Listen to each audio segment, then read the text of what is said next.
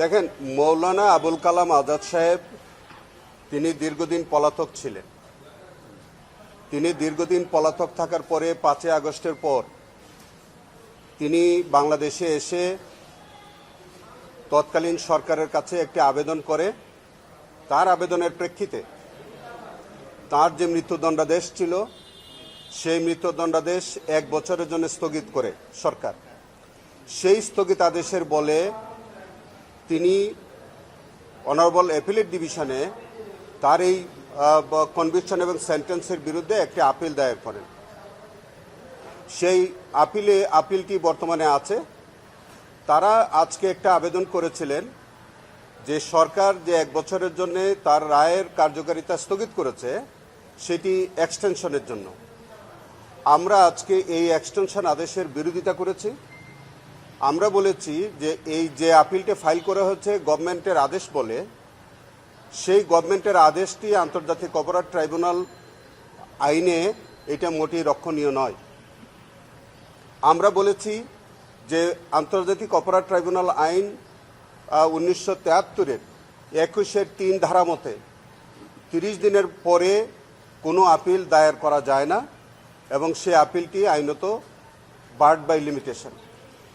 তারা এই আপিলটি ফাইল করেছে আর্টিকেল 104-এর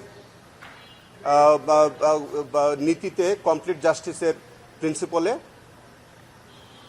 104 আর্টিকেল সেটি যেখানে কোনো স্ট্যাটিউটরি প্রভিশন বিদ্যমান থাকে সেই ক্ষেত্রে 104 আর্টিকেল প্রযোজ্য হয় না। তো সেই কারণে আমরা একটা অ্যাপ্লিকেশন দিয়েছি এবং আমরা বলেছি যে এই আপিলটি মোটেই রক্ষণীয় নয় এবং এটাকে খারিজ করার জন্য, ডিসমিস করার জন্য আমরা আবেদন করেছি। আজকে মাননীয় বিচারপতি মহোদয়গণ তারা আমাদের অ্যাপ্লিকেশন নিয়েছেন এবং কোনো স্থগিতাদেশ বৃদ্ধির আদেশ না দিয়ে এই আপিলটি রক্ষণীয় কিনা, এই আপিলটা মেনটেনেবল কিনা এই বিষয়ে শুনানির জন্য আগামী 31 আগস্ট 2026 তারিখে শুনানির দিন ধার্য করেছেন। এই আপিলটি গ্রহণযোগ্য কিনা, এই আপিলটি মেনটেনেবল কিনা। আমরা পরিষ্কার করে বলেছি যে নির্বাহী আদেশ বলে যে আপিল ফাইল করেছে এই আপিলটি মোটেই রক্ষণীয় নয় এবং নির্বাহী আদেশ আমাদের আইনের উপরে প্রাধান্য পেতে পারে না। আমাদের আইনে যেটা বলেছে এইটি হচ্ছে 21-3-এ যে তার 30 দিনের পরে আর কোনো আপিল দায়েরের কোনো আইনগত সুযোগ নাই। আমরা সেই জায়গাতে আছি এবং সেটি আমরা আজকে অ্যাপ্লিকেশন আকারে অনারেবল কোর্টে আমরা সেই অ্যাপ্লিকেশন দাখিল করেছি। সেটার উপরে বিস্তারিত আগামী 31 আগস্ট 2026 তারিখে শুনানি হবে। তারা আমরা মনে করি যে তারা একটা রং ফোরামে এই আপিলটি ফাইল করেছে। তারা আদালতের কোনো লিভ না নিয়ে বা লিভ টু আপিল ফাইল না করে তারা সরাসরি আপিল ফাইল করেছে। সরাসরি আপিল ফাইল করার কোনো আইনগত সুযোগ আছে বলে আমি মনে করি না। এর কারণ হচ্ছে আমাদের এই আইনের ক্ষেত্রে সুপ্রিম কোর্ট রুলস প্রযোজ্য হবে না। শুধুমাত্র আমাদের যে আইনটি আছে আন্তর্জাতিক অপরাধ ট্রাইব্যুনাল অ্যাক্ট 1973, এই আইনের বিধানগুলি এবং এই আইনের যে প্রসিডিউর আছে সেই প্রসিডিউরটাই কেবল প্রাধান্য পাবে, অন্য কোনো আইন এই ক্ষেত্রে প্রাধান্য পাবে না। এখন যেটা ওনারা বলেছেন যে আর্টিকেল 104 যেখানে স্ট্যাটুটরি ক্লিয়ার প্রভিশন থাকে in respect of filing any appeal, সেইটি সাথে কনফ্লিক্ট করে 104 আর্টিকেল ক্যানট বি অ্যাপ্লিকেবল। তো সেই বিষয়ে আমরা বিস্তারিত শুনানি হবে। আপাতত তারা আজকে যে অ্যাপ্লিকেশন দিয়েছিল তাদের স্থগিতাদেশ বৃদ্ধির মেয়াদ বৃদ্ধির জন্য যে আবেদন করেছিল তার উপরে কোনো স্থগিতাদেশ বৃদ্ধির কোনো আদেশ হয়নি। শুধু আপিলটা রক্ষণীয় কিনা এই বিষয়ে আগামী 31/8/2026 তারিখে পরবর্তী শুনানি হবে।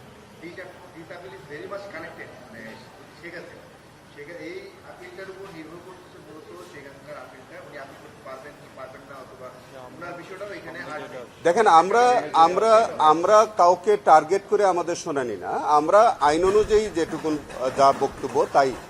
আইন অনুযায়ী কোনো আপিল 30 দিনের পরে মেনটেনেবল না। এই পর্যন্ত ট্রাইব্যুনালের জাজমেন্টের বিরুদ্ধে 30 দিন পরে মেয়াদ উত্তীর্ণ হওয়ার পরে কোনো আপিল এই পর্যন্ত গ্রহণযোগ্য হয়নি এবং আমরা বিশ্বাস করি যে এই আপিলটিও যেটা মৌলানা আবুল কালাম আজাদ ফাইল করেছেন এইটিও রক্ষণীয় নয় এবং এটিও ডিসমিস হবে। আচ্ছা, শেখ হাসিনা ভারতে আছেন, কালকে আমরা নতুন একটা তথ্য দেখলাম, ভারতের আদালতে লড়াই করতে হবে। সরকার কি আসলে এরকম কিছু ভাবছে? সালাউদ্দিন আহমেদের এরকম একটা বিষয় ছিল আগে, বর্তমান স্বরাষ্ট্রমন্ত্রী, সেক্ষেত্রে আসলে কি হবে?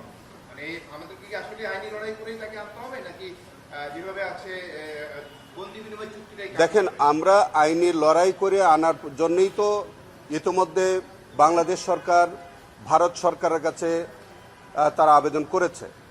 যে আবেদনটা করেছে শেখ হাসিনাকে প্রত্যর্পণ করার জন্য, যে আবেদন, এটা একটি আইনি প্রক্রিয়া। সেই আইনি প্রক্রিয়ার মধ্য দিয়ে তাকে আনার জন্য বাংলাদেশ সরকার প্রয়োজনীয় পদক্ষেপ নিয়েছে। সেক্ষেত্রে কি এটা কি আদালতে যেতে হবে, কি ভারতের আদালতে যেতে হবে? সালাউদ্দিন আহমেদের মধ্যে কোনো ইস্যু এখানে আছে কি? না, এটা শোনেন, সালাউদ্দিন সাহেবের ইস্যুর সাথে শেখ হাসিনার ইস্যুর কোনো সম্পর্ক নাই। সালাউদ্দিন সাহেব, জনাব আমাদের মাননীয় স্বরাষ্ট্রমন্ত্রী জনাব সালাউদ্দিন আহমেদ, তাকে বাংলাদেশের আইন শৃঙ্খলা রক্ষাকারী বাহিনীর কতিপয় দুষ্কৃতিকারী সদস্য তাকে প্লেন ড্রেসে তার বাসা থেকে 10ই মার্চ 2015 সালে তাকে অপহরণ করে নিয়ে যায়। তাকে 61 দিন তাদেরকে গুম করে রেখে 10/5/2015 সালে ভারতের মেঘালয় রাজ্যের শিলংয়ে তাকে সেখানে নিয়ে ফেলে রাখা হয়। এবং পরে যখন উনি ট্রমাটাইজড অবস্থায় যখন তিনি বিভিন্ন জায়গায় ঘুরতেছিলেন, সেখানে তাকে পুলিশ তাদের হেফাজতে নেয়। পরবর্তীকালে ফরেনার্স অ্যাক্টের 14 ধারায় তার বিরুদ্ধে একটা মামলা দিয়েছিল। সেই মামলায় তিনি প্রমাণ করতে পেরেছিলেন যে বাংলাদেশের কিছু অসাধু, কিছু দুষ্কৃতিকারী আইনশৃঙ্খলা বাহিনীর সদস্য তাকে তুলে নিয়ে ভারতে তাকে ফেলে রাখা হয়। সেটি ভারতীয় আদালতের কাছে বা ওই মামলায় সুস্পষ্টভাবে প্রমাণিত হওয়ায় তাকে সেই মামলা থেকে বেকসুর খালাস দিয়েছে। সেই খালাসাদেশের বিরুদ্ধে তারা আপিল ফাইল করেছিলেন, সেই আপিলও তারা সেখানে খারিজ হয়েছে। সেই কারণে এবং পরবর্তীতে তিনি মুক্তি পেয়ে বাংলাদেশে এসছেন। বর্তমানে তিনি আমাদের স্বরাষ্ট্র মন্ত্রণালয়ের দায়িত্ব পালন করছেন। তবে সেটার সাথে শেখ হাসিনার কার্যক্রমের কোনো সম্পর্ক আছে বলে আমি মনে করি না।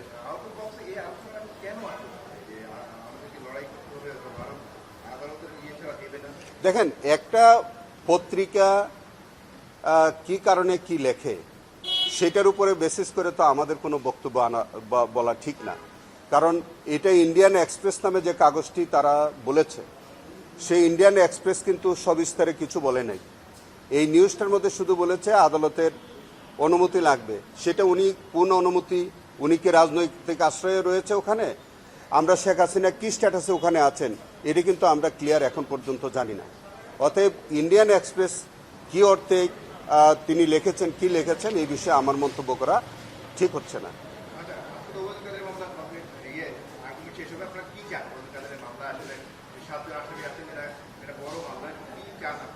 দেখেন, আমরা ওবায়দুল কাদের সহ যে 7 জন আসামি, তারা এই জুলাই আন্দোলনে তাদের একটি বড় ভূমিকা ছিল এবং তাদের ভূমিকার কারণে 1400 লোক শহীদ হয়েছে, প্রায় 30,000 লোক পঙ্গুত্ব বরণ করেছে। সেই কারণে জনাব ওবায়দুল কাদের সহ যে 7 জন, তাদের বিরুদ্ধে ট্রাইব্যুনালে পর্যাপ্ত সাক্ষ্য প্রমাণ উপস্থাপন করা হয়েছে এবং আমরা বিশ্বাস করি যে তারা যে অপরাধ করেছে সেই অপরাধের দায় তাদেরকে নিতে হবে এবং সেখানে ট্রাইব্যুনাল তাদেরকে সর্বোচ্চ শাস্তি দিবেন বলে আমরা প্রত্যাশা করি।